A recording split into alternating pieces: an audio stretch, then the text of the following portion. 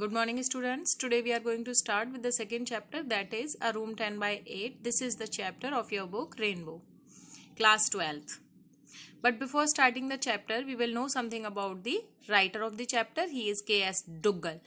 K.S. Duggal, complete name of him was Kartar Singh Duggal. He was an Indian writer who wrote in Punjabi, Urdu, Hindi and English. His works include short stories, novels, dramas and plays. उन्होंने सारी चीज़ों को लिखा, short stories से लेके pledge यानी कि जो ड्रामाज जो नाटक होते हैं वो सभी उन्होंने लिखे. And his works have been translated into Indian and foreign languages. और उनके जो वर्क्स हैं वो ट्रांसलेट हो चुके हैं इंडियन और फॉरेन लैंग्वेजेस में. कई सारी फॉरेन लैंग्वेजेस में भी उनके जो वर्क्स हैं, उनकी जो स्टोरीज, नोवेल्स, ड्रामाज हैं वो ट्रांसलेट हो गए हैं. And he has served as a director all India radio. और इसके साथ साथ उन्होंने क्या किया, as a all India radio के जो डायरेक्टर हैं उनकी फॉर्म में भी वो सर्विस दे चुके थे अपनी. He was born on 1st March 1917 at Rawalpindi in Pakistan, and he was died in 26 January 2012 in Punjab. His wife was Aisha Jafri. She was a foreigner, and the book which he wrote, Maharaja Ranjit Singh, The Last to Lay Arms, The Night of the Full Moon and Other Stories. And the movies which he wrote was Das Kahaniyan. He got the award of Padam Bhushan. So now we are going to read about the lesson. Let's see.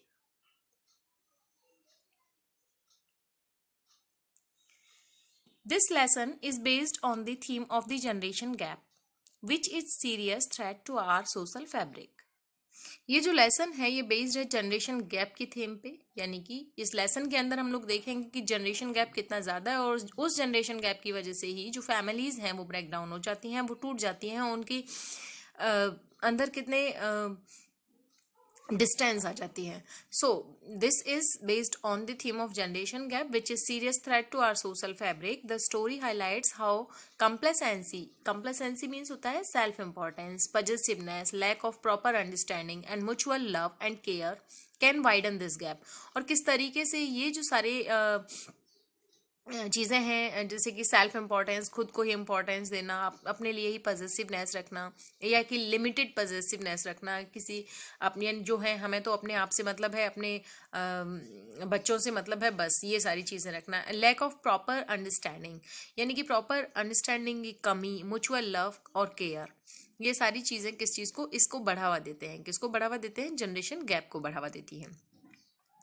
The writer voices highlights the growing tendency of ill-treating one's own parents and grandparents by the modern fashionable society.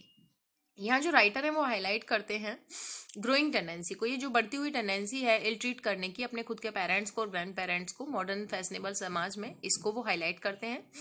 And it is a thought provoking story which is satire on our society system. और ये जो story है thought provoking है. It means it force a man to consider over it. इस पर विचार करने के लिए फोर्स करती है. तो ऐसी स्टोरी है, और इसके थ्रू, इस स्टोरी के थ्रू जो राइटर हैं वो सटायर करते हैं, व्यंग करते हैं आज के जो सोसाइटी सिस्टम है, आज का जो समाज का सिस्टम है उस पर.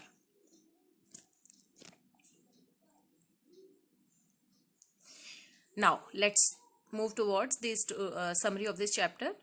Mrs. Malik and Mr. Malik finally decided to build their home in Delhi. देखिए, Mr. and Mrs. Malik, these the two are the main character of this story. And one more thing which I want to tell you, that Mr. Malik was a government employee, and he most of the time he used to go on transfers. That's why it was not possible to move one place to another place with the children, because the children were growing up now. So Mrs. Malik finally decided to build their own house there in Delhi. And one more thing which I want to say, that they already have purchased a plot there.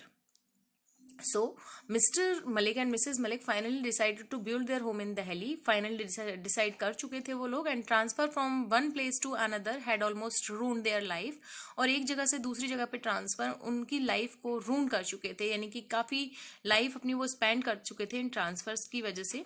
And children need to get proper education, or now the children had grown up and they need proper education, and changing their school every third year was not going to be desirable. और schools को change करना हर third year वो भी desirable नहीं था, possible नहीं था. And family needs an address. They were not having any permanent address भी उन लोगों के पास में नहीं था, neighbors नहीं थे, friends नहीं थे, because they were having transfers every third year, 3 year.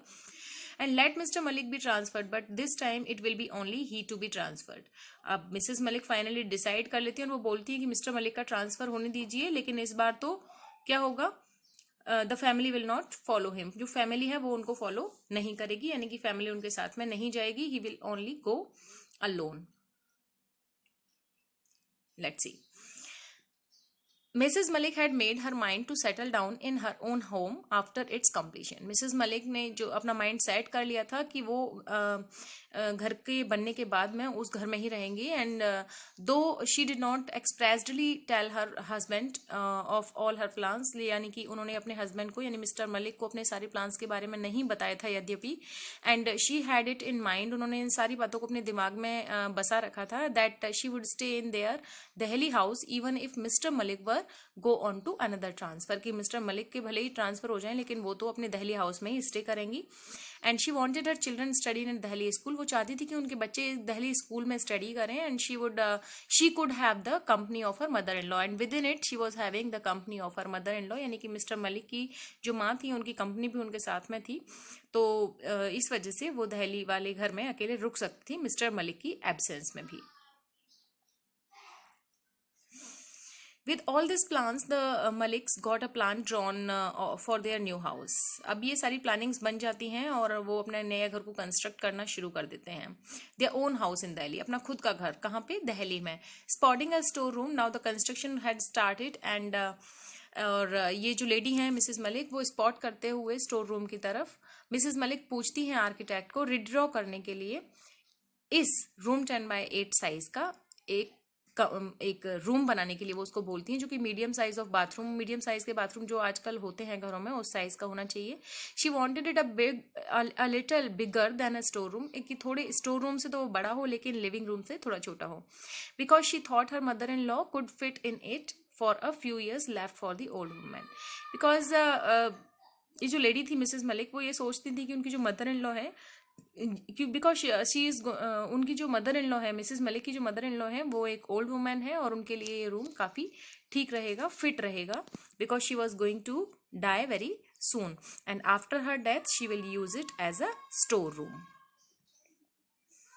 Now Mrs Malik was very much practical. Mrs Malik के लिए हम लोग थोड़ा सा देख लेते हैं कि मिसेस मलिक कैसी थी. बहुत ज़्यादा प्रैक्टिकल लेडी थी and she didn't allow any kind of waste. उनको वेस्ट करना किसी भी चीज़ को बिल्कुल पसंद नहीं था.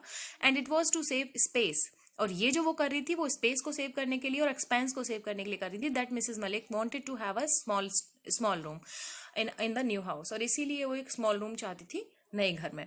अ room with 10 feet length and 8 feet width, और एक रूम जिसकी की लेंथ कितना हो, 10 feet हो और विड्थ 8 feet हो, ऐसा. That's why it was called room 10x8.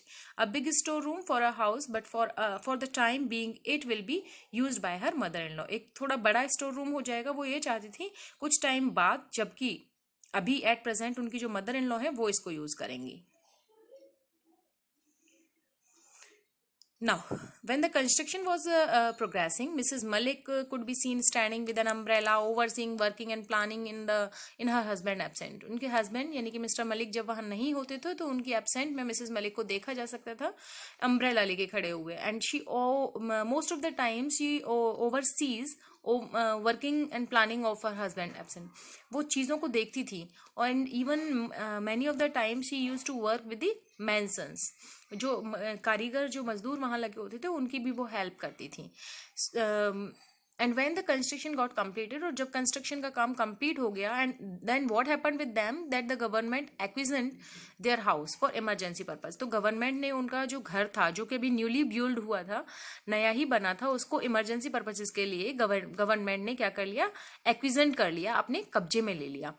Then another transfer took the whole family away from Delhi. So what happened within the time? अब थोड़े ही टाइम बाद क्या हुआ उनके साथ में, एक दूसरी ट्रेजेडी और हो गई कि जो ट्रांसफर था मिस्टर मलिक का, वो भी दूसरी जगह हो गया, दिल्ली से बाहर हो गया.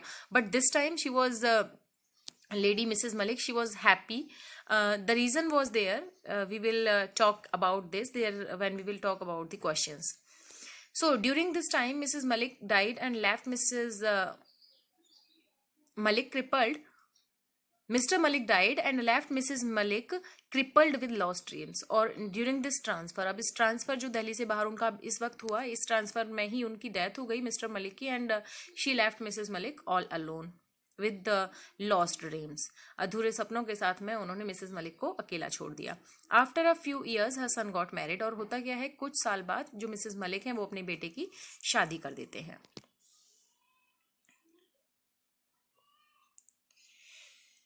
It took several years before the Maliks got the house back. Now it was the time when they have got back their home from the government. It means the government had de-requisitioned their house. They had to wait for an auspicious day for a move. Now it was the time when Mrs. Malik has become an old lady, and she already have her daughter-in-law, and now her son and her daughter-in-law were planning to move towards the newly built house. They wanted to go there. They shifted there. They wanted to shift there in an auspicious day. That night when her son and her daughter-in-law made all the plans, उस रात जब उनका बेटा और उनकी जो daughter in law थे वो प्लान्स बना रहे थे, Mrs Malik was given a room of her own. तो मिसेस मलिक को भी उन्हें एक खुद का कमरा देने के लिए उन लोगों ने प्लान बनाया. And the very small room that Mrs Malik had planned for her mother in law. और वो ही छोटा वाला कमरा मिसेस मलिक के लिए दिया गया, मिसेस मलिक के लिए बोला गया, जिसमें कि मिसेस मलिक ने कभी किसी वक्त पुराने समय में अपनी मदर इन लॉ को रखने के लिए बोला था.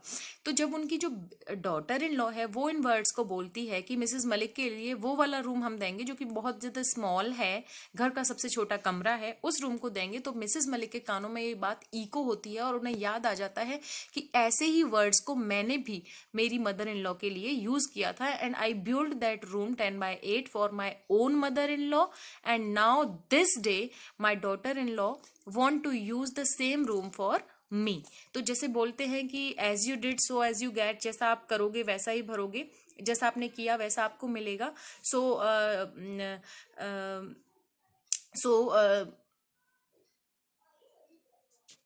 और जैसे कि बोलते हैं कि as you sow so shall you reap. जैसा हम लोग बोते हैं वैसा ही काटते हैं. तो same happened here in this story कि मिसेस मलिक ने जैसा अपनी मदर इन लॉ के लिए सोचा था, मिसेस मलिक के साथ में वैसा ही हो गया.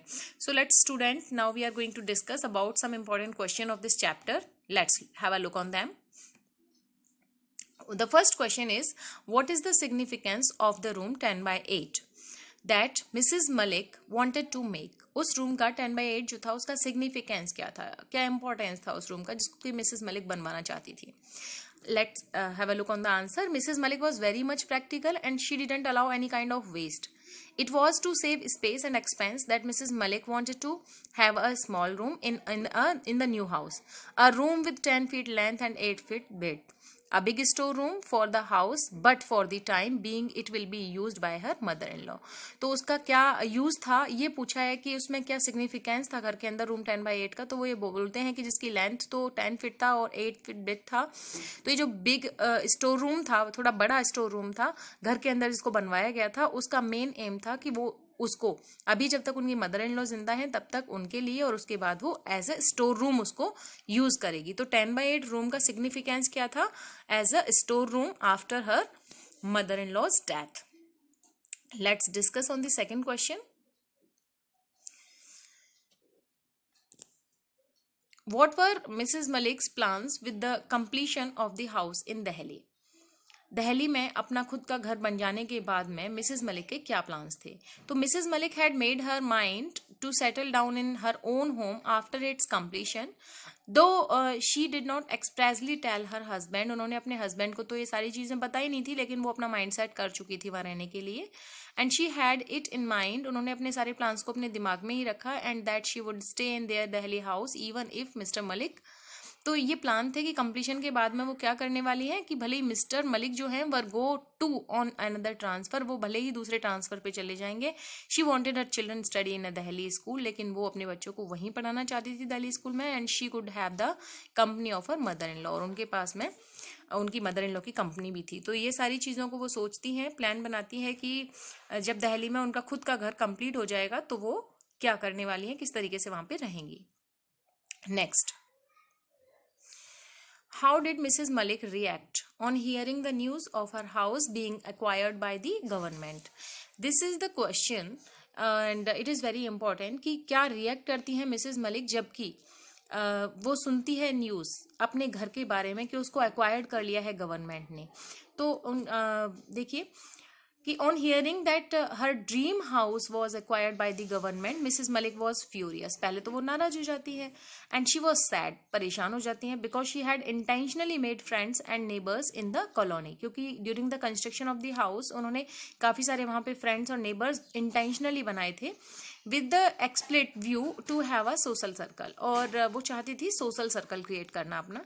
And she could quieten down only when Mr Malik mentioned the rent addressed in turn, और वो सिर्फ तभी क्वाइटन डाउन होती हैं जबकि मिस्टर मलिक उन्हें मेंशन करते हैं अबाउट द रेंट, कि जो गवर्नमेंट है वो उन्हें अच्छा रेंट देने वाली है और एक हेडेक भी नहीं रहेगा। प्राइवेट टेनेंट्स का हेडेक होता है, तो वो सारी चीज़ें भी नहीं, उनको टाइम पे उनके जो बैंक अकाउंट है वहाँ पे पैसा ट्रांसफर हो जाएगा। Then only she quietened down herself, फिर वो अपने आप को शांत कर लेती हैं। तो इस तरीके से वो रिएक्ट करती हैं। इसके साथ ही अपना ये जो आज का चैप्टर था बेटा, this is over. Thank you.